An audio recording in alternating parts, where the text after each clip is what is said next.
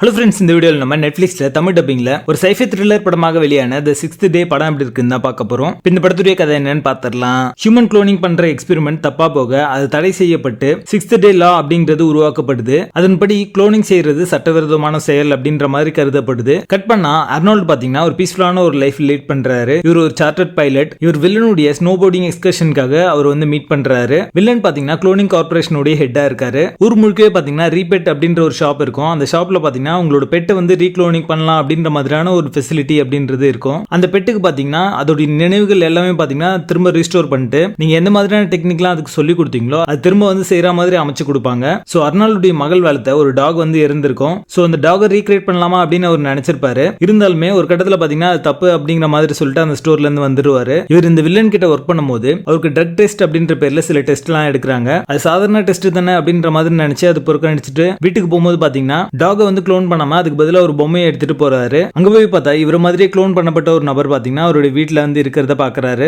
அது மட்டும் இல்லாம இந்த விஷயம் வெளியே வரக்கூடாது அப்படின்றதுக்காக ஓஜி அர்னால்ட கொல்றதுக்காக ஆள் அனுப்புறாங்க. தன்னுடைய பீஸ்ஃபுல்லான லைஃபை திரும்ப பெறதுக்காக அர்னால்ட் செஞ்ச ஆக்ஷன் அதுகளும் தான் இந்த படத்துடைய கதையே. இந்த படத்துக்கு எதுக்கு 6th டே அப்படின்னு பேர் வச்சாங்க அப்படின்னா கடவுள் மனிதனை 6வது நாள் தான் படைச்சாரு அப்படின்னு சொல்லுவாங்க. சோ அதை வந்து அப்படியே விட்டுறணும், நம்ம வந்து செய்யக்கூடாது அப்படின்றதுக்காக தான் 6th டே லா அப்படின்ற மாதிரி போட்டிருப்பாங்க. ஆடமுடைய ஃப்ரெண்ட் பாத்தீங்கன்னா ஒரு கம்ப்யூட்டர் ஜெனரேட்டர் ஹோலோகிராம் கிட்ட அந்த கான்வர்சேஷன்லாம் வச்சிருப்பாரு. அந்த சீக்வன்ஸ் எல்லாமே பாத்தீங்கன்னா ரொம்ப ஃபியூச்சரிஸ்டிக்கா இருக்கும். அது பார்க்கிறதுக்கு இன்ட்ரெஸ்டிங்கா இருக்கும். இப்போ நம்மளுடைய ஜீனை வந்து நம்மளே வந்து க்ளோன் பண்றோம் அப்படின்னா நம்ம எப்படி இருந்தோமோ அதே மாதிரியான ஒரு க்ளோனை வந்து கிரியேட் பண்ணுவோம். அது வந்து இம்மோர்டலா இருக்க வைக்கிறது ஒரு பெரிய விஷயமே இல்ல. அந்த க்ளோன் பாத்தீங்கன்னா இவால்வே ஆகாது அப்படின்ற ஒரு பாயிண்ட் வந்து இந்த படத்து மூலமா சொல்லியிருப்பாங்க. இதுக்கு பதிலா நேச்சுரலா பாத்தீங்கன்னா ஒரு மனிதனுக்கு பிறக்கிற அவங்களோட பசங்க மூலமா அவன் வந்து வாழ்ந்துட்டே இருக்கலாம். அவங்களோட பசங்க பாத்தீங்கன்னா அவனுடைய அடுத்த வெர்ஷனாவும் இவால்வான ஒரு வெர்ஷனா இருப்பாங்க. அதுதான் வந்து நேச்சுரலான விஷயம். அது மட்டும் இல்லாம ப்ராக்ரெசிவான ஒரு விஷயம் அப்படின்றது இந்த படத்து மூலமா சொல்லியிருப்பாங்க. அது நல்லா இருக்கும் பார்க்கிறதுக்கு. க்ளோனிங் அப்படின்றது பண்ணோம் அப்படின்னா நம்மளுடைய தலைமுறை இதோட வந்து ஸ்டாப் ஆகுது நம்மளோட அப்படின்ற மாதிரியான ஒரு கான்செப்ட் வந்து ரொம்ப நல்லாவே சொல்லியிருப்பாங்க. இந்த படத்துல 2 அர்னால்டு இருப்பாங்க. 2 பேருமே பாத்தீங்கன்னா தான் ரியலான ஒரு நபர் அப்படின்ற மாதிரி நம்பி அவங்க பண்ற சீக்வன்சஸ் எல்லாமே என்டர்டெய்னிங்கா இருக்கும்.